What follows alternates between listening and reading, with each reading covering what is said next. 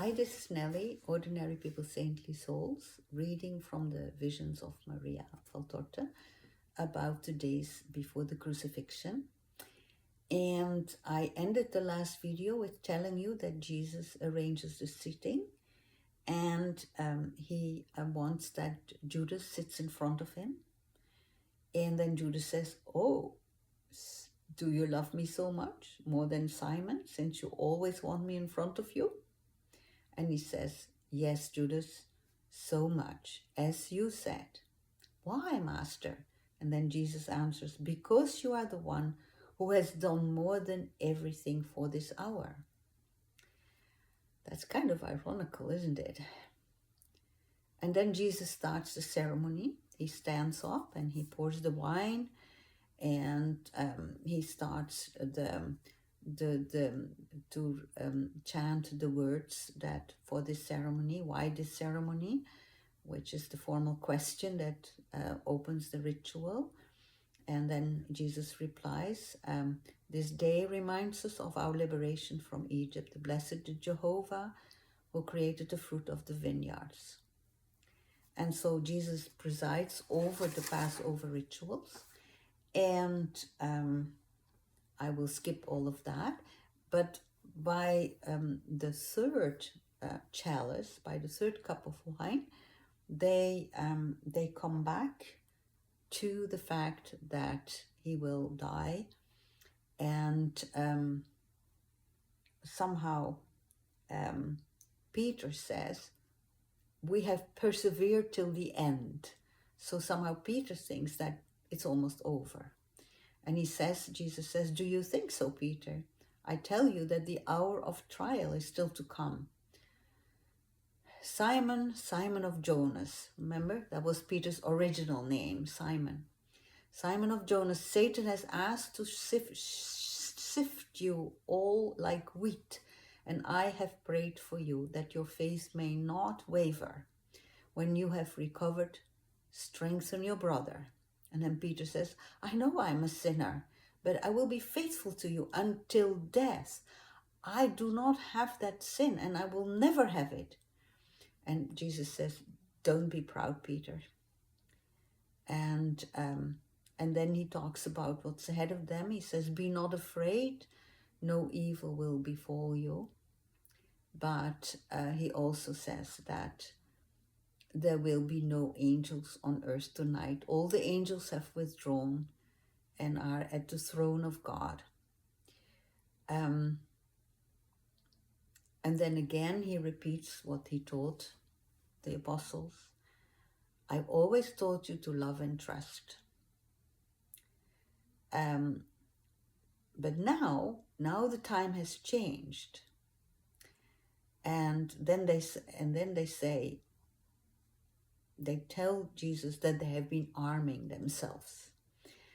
And they show him that Simon and Peter show the daggers that they prepared for just in case they have to defend Jesus. And so Jesus takes them and examines them.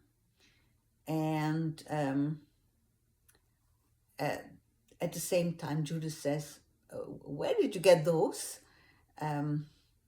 And then Judas seems on tenterhooks, by the way. And one of them says, "Well, my father was of high family, and he had daggers and swords, and so I have given my friends some. And since when should I give account to you for the presents I give?" And so then that episode is followed by the ritual of foot washing, where Jesus washes the feet of the apostles, and that is pretty much in the Bible as Valtorta saw it. He just explains a little bit more about dirty feet, what dirty feet do. And after that, they continue with the third part of the ritual. And by the way, after washing their feet, he says, I've almost forgot this, "You are now pure, but not all of you, only those who wanted to be so." and he stares at Judas. And Judas feigns, pretends not to hear him, and he just pretends to be speaking to Matthew about something silly. And so now Jesus pours the wine into the third cup, and they continue, and they start to chant the hymns that are chanted during the ceremony. And what the apostles notice is that Judas sings out of tune, and that is very unlike him, because he's very proud of his voice, and he normally tries to be very perfect, but he can't keep a tune tonight. And especially some of the sentences that they are chanting are upsetting him. And one of them is, "It is better to confide in the Lord than to confide in man." And another one is, "When I was pushed, I staggered, and I was about to fall, but the Lord supported me. And I shall not die, I shall live and tell the deeds of the Lord." And finally, basically, Judas loses it when he hears, "The stone rejected by the builders has become the cornerstone, and blessed is he who comes in the name of the Lord." So when the chanting is over, Matthew asks Judas, "Are you feeling okay?" And Judas says, "Leave me alone, don't worry about me." And John says, "Oh, and Jesus is not feeling that well either." So then Judas says, "Oh, he has spoken too much, and he was out in the cold too much." So this is the end of the Passover. And then that is followed by the new ritual of what we would call the Holy Communion, or the bread and wine. And while he gives the Holy Communion, he steps out, he gives the apostles the Holy Communion, he steps out to bring a piece to his mother. And then he explains what this new ritual means. He explains that, "I have told you everything, and I have given you everything. And I repeat that this new rite has been accomplished. Do this in remembrance of me. I have washed your feet to touch you, to teach you to be humble and pure like your master.